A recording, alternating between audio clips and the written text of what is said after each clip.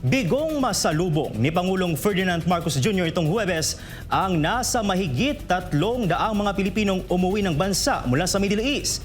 Nagpaliwanag naman ang Malacanang sa dahilan nito. Alamin ang detalye sa ulat ni Creseline Cataro. Sa kabila ng pangamba at panganib na kinaharap sa Middle East, ligtas na nakabalik sa Pilipinas ang 317 Pilipinong sakay ng ikatlong chartered flight mula United Arab Emirates. Ang challenges, not so much challenges, but the procedures we have to hurdle. And of course, the overarching consideration is the security situation. Lumapag ang nasabing flight sa Villamor Air Base sa Pasay City nitong Huwebes ng hapon, Marso 19.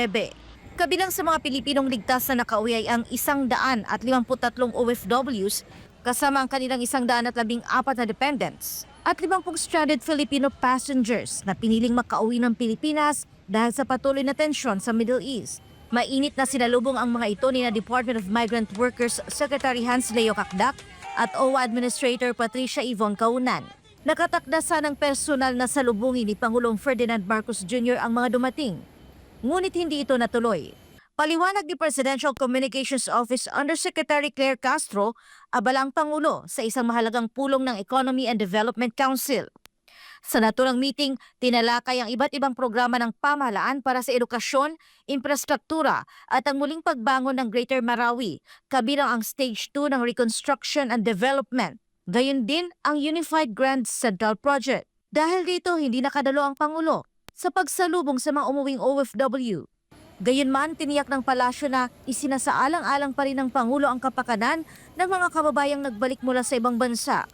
Samantala, nagpaabot ng pasasalamat ang DMW sa mga otoridad ng UAE sa kanilang pakikipagtulungan upang may sakatuparan ang ligtas na pag-uwi ng mga Pilipino. So we work closely with Ambassador Ver and Conjen Ambo Enciso and of course our labor attaches. As of March 5, iniulat ng DMW na mahigit 1,700 OFWs at kanilang mga dependent ang nakabalik na sa bansa sa ilalim ng whole of government repatriation effort. Inaasahan namang madaragdagan pa ito sa mga susunod na araw, kabilang ang napipintong ika-4 na chartered flight ngayong weekend. Patuloy din ang paghahanda para sa tinatayang 800 pang Pilipino na nais makauwi mula sa iba't ibang bansa sa gitnang silangan.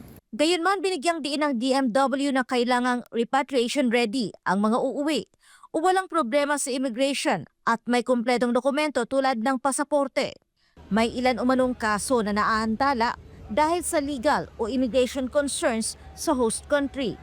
Meron tayo na enkwentro na may mga kaso, may mga immigration issues and concerns. We help them of course, pero ang point lang doon, hindi sila agad makakalipad. May maaantayin pa until ma-clear sila sa immigration authorities ng host country. Kabilang sa mga bansang tinututukan ng pamahalaan ay ang Kuwait, Qatar, Bahrain, UAE at Israel na naapektuhan ng tensyon sa rehiyon. Samantala, kinumpirma rin ni Kakdak na may 4 na Pilipinong kasalukuyang nasa kustodiya ng mga otoridad sa ibang bansa. Ayon sa kanya, patuloy ang pakikipag-ugnayan ng pamahalaan sa embahada upang matiyak ang kanilang kapakanan at mabigyan ng sapat na legal na tulong. Dalawa ang areas na kailangan natin suriin dito ayon din sa direktiba pinag-focus ng Pangulo, which is number 1, yung welfare, focus na sila kasi they're under detention. And number 2, to provide all the legal assistance available. Tumanggi naman si Kakdak na magbigay ng detalye ukol sa posibilidad ng agarang pagpapalaya sa mga naarestong Pilipino upang hindi umano maapektuhan ang kanilang legal na depensa. Una nang hinimok ng DMW ang mga OFWs na iwasang mag-post o magbahagi ng mga video at dokumentong may kaugnayan sa mga pag-atake sa kani-kanilang host country kasunod ng ulat ng pagkakaaresto sa ilang OFWs. Ayon kay Kakdak, dapat mahigpit na sumunod ang mga OFW sa mga security protocol at regulasyon ng bansang kanilang pinagtatrabahuan. Sa usapin naman ng mga nasawi at nasugatan, sinabi ng kalihim na nananatili sa isang kumpirmadong nasawi habang 3 ang sugatan, 2 mula UAE at 1 mula Kuwait, na pawang minor injuries lamang. Wala rin anyang naiulat na Pilipinong naapektuhan sa pinakahuling mga pag-atake sa Qatar at UAE. Para sa Diyos at sa Pilipinas kong mahal, ito si Creseline Cataro, SMNI News.